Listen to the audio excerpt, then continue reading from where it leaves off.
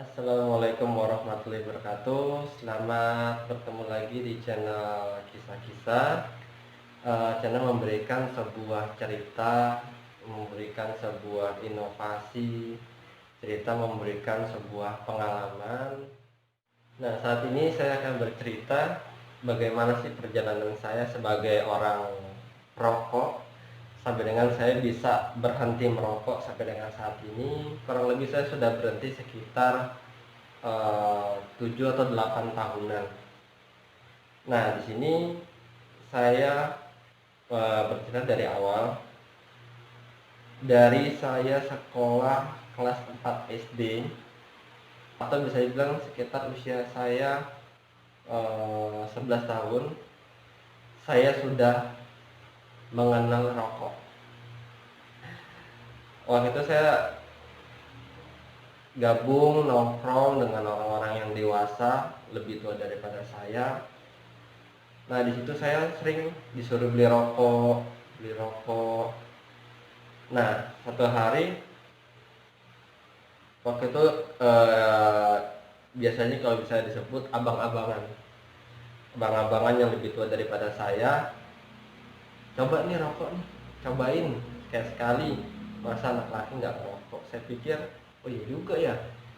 Saya melihat kakak saya ngerokok, saya melihat om saya ngerokok. Memang orang-orang tua saya lihat, iya memang rokok semua ya. Dia bilang kalau jadi anak laki itu harus ngerokok. Supaya kenapa? Biar bisa tambah laki-laki dilihatnya, gentleman. Nah, di situ saya lah mulai mengenal rokok.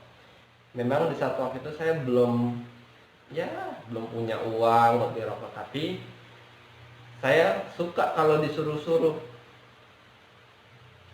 suruh beli rokok, saya minta uang, dikasih dikit. Waktu itu kurang lebih pertama kali ngerokok, saya ngerokok Jarum Super. Dulu per batangnya hanya sekitar harga 300 perak. Saya 11 tahun, sekarang saat ini usia saya sudah 31 tahun. Sudah lumayan. Berarti 20 tahun yang lalu saya mulai mengenal rokok. Nah, di situ terus saya mulai merokok, nongkrong, saya ngerokok, nongkrong, ngerokok lagi. Dari SD, SMP, wah itu lebah sudah lumayan, karena saya waktu itu sekolah juga saya sambil cari sampingan kerja. Saya juga apa nih saya jalanin, ngamen, parkir. Nah, duit itu sambil saya buat jajan, saya kasih untuk orang tua saya. Nah, itulah karena saya pikir saya bisa cari duit sendiri kok. Saya beli rokok sendiri, saya merokok, tapi saya tidak berani merokok di depan orang tua saya, karena saya ibaratnya menghargai orang tua saya. Mungkin orang tua saya tahu saya merokok di luar, tapi saya menghargai dan menghormati orang tua saya. Meskipun saya sudah bisa mencari uang sendiri. Nah, akhirnya masuk SMA, wah, saya merokok itu benar-benar namanya jiwa muda, nongkrong ngerokok. Dimanapun nongkrong pasti ngerokok. Di kantong itu harus ada rokok. Yang lebih parah lagi, sebelum masuk sekolah saya ngerokok. Ngerokok. Sebatang tuh pagi ya, mau berangkat ngerokok. Nah, nanti istirahat sekolah saya ngerokok lagi 2 batang. Pulang sekolah ngerokok bisa 2 batang. Itu 4 batang saya rokok di sekolah. Seperjalanan di rumah nongkrong anak-anak, namanya jiwa muda, demen main, demen nongkrong, ngerokok lagi. Itu sehari bisa sampai sebungkus, paling minim sebungkus. Saya dulu SMA rokok Sampurna mil merah saya ngerokoknya. Terus merokok. Ya memang namanya apa ya? Kalau nggak rokok nggak enak kayaknya zaman dulu waktu itu saya, karena sudah ketagihan. Ada kopi, ada rokok pasti. Nongkrong harus ada rokok. Jalan kemanapun harus ada rokok. sampai ke kamar mandi buang air besar pun itu harus ada rokok. Dan saya sampai kerja, lulus sekolah saya kerja terus rokok lagi. Saya nggak pernah tahu sudah sampai saya 20 tahun itu merokok. Saya tidak tahu berapa banyak saya menghisap, berapa batang atau berapa bungkus saya menghisap rokok. Dan rokok itu terus saya berbeda-beda sampai pada titiknya saya merasakan sakit waktu itu. Tidak parah, hanya sakit panas, batuk-batuk, demam, pilek. Kalau ada batuk, pilek, tenggorokan nggak enak. Terus saya sempat berhenti seminggu waktu itu. Udah berhenti seminggu. Niat dalam hati sudah ada waktu itu. Yaudah dah, terusin nih. 2 minggu saya sempat berhenti. Saya karena nggak keluar rumah, jadi saya nggak ngerokok waktu itu. Keluar rumah, yang bikin berat itu untuk orang berhenti merokok adalah apa? Lingkungan. Nongkrong, teman, biasa ada aja. Kita padahal sudah dari rumah itu tidak bawa rokok, sengaja hanya bawa permen. Sampai nongkrong sono udah jauh-jauh orang ngerokok. Ada aja nongkrong, saudarin rokok. Bang, rokok bang. Ini rokok depan muka. Lama-lama sepet juga, sekeliling rokok, masa saya selaki sendiri nggak ngerokok. Waktu pikiran, coba sekali ya, masih asem tuh, karena udah 2 minggu nggak rokok.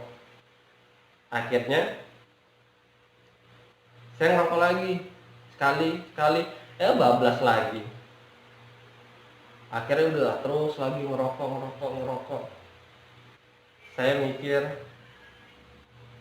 bagaimana sih caranya saya berhenti merokok tuh bagaimana? Bingung saya harus saya sudah usaha atau orang bawa permen untuk ngerokok, enggak juga. Banyakin nyemil, enggak juga. Nah, ini sampai dengan waktu itu saya usia berapa ya? Karena saya berarti sudah sekitar 7 tahunan kurang lebih saya berhenti merokok. Saya pada akhirnya waktu itu sakit juga, batuk pilek. Saya harus berhenti merokok apapun caranya. Saya kuatin tekad saya harus berhenti merokok karena saya pikir saya karena merokok badan saya tuh kurus, muka cekung. Kadang tuh kalau tiap pagi itu sering batuk, keluar batuk reak tuh karena bekas rokok mungkin ya. Suara serep. Banyakan sih batuk-batuk karena terlalu banyak rokok. Jadi gitu, kalau karena saya hobi main bola juga, itu berasa banget.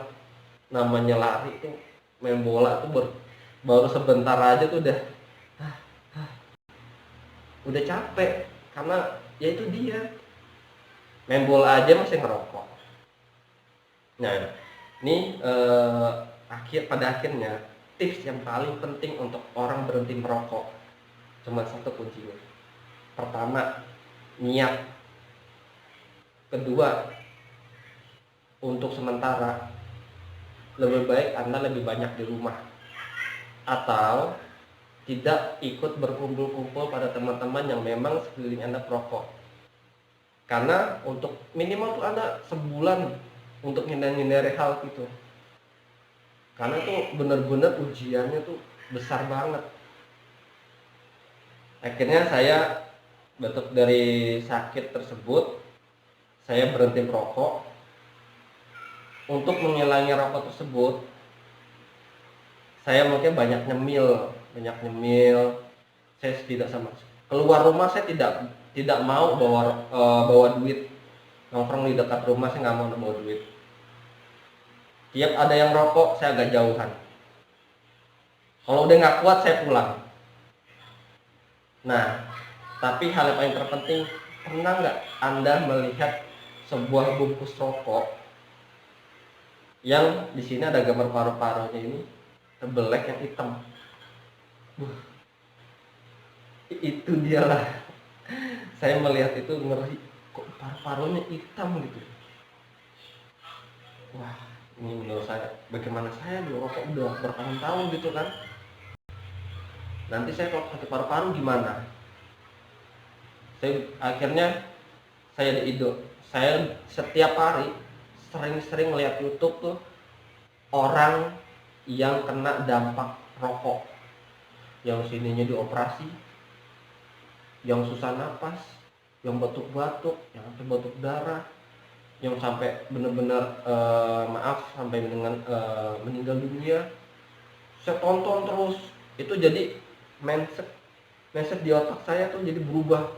Takut ngeliat rokok, sampai tuh ngeliat rokok tuh karena saking takut mindset saya, nanti saya kalau merokok bisa kayak gitu. Ya kita sih ya karena pengen niatnya berhenti merokok, saya tonton itu terus, tonton itu sampai dengan 2 bulan saya ngomong. Karena saya jujur nggak mudah berhenti merokok. Lebih baik berhenti, ibaratnya ya kalau bahasa anak muda dulu, lebih baik melupain pacar daripada melupain rokok. Rasa ingin merokoknya itu bener-bener sampai greget tuh di gigi beneran. Karena kalau nggak ngerokok tuh rasa seperti itu. Saya tonton, karena saya udah mindset saya jadi takut kayak gitu, akhirnya saya nggak ngerokok. Saya ngerasa sudah siap, sudah sanggup buat ngumpul dengan teman yang memang sekeliling saya memang perokok semua, hanya saya yang tidak ngerokok. Bayangin betapa harus kuatnya mental kita. Kata orang mungkin baru awal dicengin ya, wah masa ngopi ada gorengan nggak ngerokok, laki-laki ngopi nggak ngerokok, mana enak. Emang kalau saya pikir iya juga, dulu saya memang seperti itu emang. Tapi saya bodo amatan. Sehari, 2 hari, 3 hari, seminggu saya dicengin terus, laki nggak ngerokok, bodo amat. Yang bikin berat, hujan-hujan, hawanya dingin, diem di rumah, nongkrong depan rumah, itu di hawanya ngerokok. Udah, saya harus cari cara, saya harus ada kegiatan yang bikin saya harus tidak merokok atau melupakan untuk merokok. Saya ada kegiatan sedikit, habis itu saya ngeliat video orang-orang dampak rokok. Saya jamin Anda akan di otak Anda akan hilang untuk merokok sekitar 20-30%. Tontonlah terus tiap hari seperti itu, dampak merokok. Dari situ saya beranikan diri. Lama-lama teman-teman saya yang biasanya ngerokok, nyodorin rokok ke saya, akhirnya menghargai saya karena saya tidak perokok. Dan saya pun saya tidak mau juga kena perokok pasif karena saya tidak merokok. Sekali saya merokok, akhirnya saya juga agak menjauh. Saya duduk dengan orang yang sudah habis merokok, tidak merokok lagi, jadi tidak kena asap rokoknya. Alhamdulillah sampai dengan saat ini, dari berat saya 50, sekarang berat saya sekitar 63 sampai dengan 65. Wow, drastis kan? Drastis benar-benar naiknya. Saya juga olahraga juga, napas juga lebih lebih panjang menurut saya napas ya. Saya juga tidak lagi seperti batuk-batuk, dikit-dikit tenggorokan kayaknya ganjel, buang reak keluar reak kayak hijau. Itu menurut saya tuh udah nggak bagus, saya pikir tuh. Akhirnya saya dari itu buat pembersihan, saya minum susu beruang, saya minum juga kelapa hijau, air kelapa saya minum terus untuk pembersihan. Alhamdulillah sampai saya dengan di ronsen pun paru-paru saya juga sekarang bagus, alhamdulillah. Semoga teman-teman semua yang saat ini berjuang berhenti merokok atau ingin berusaha berhenti merokok tapi susah jalannya, ikuti saran saya. Pasti Anda bisa ketemu ibaratnya solusi Anda untuk diri Anda untuk tidak merokok lagi. Untuk teman-teman semua, jangan lupa di subscribe, like, share dan video ini, semoga bisa bermanfaat. dan selalu ditonton terus di saat Anda ingin merokok. Semoga Anda bisa merokok semuanya, tidak bisa merokok semuanya. Terima kasih. Assalamualaikum warahmatullahi wabarakatuh.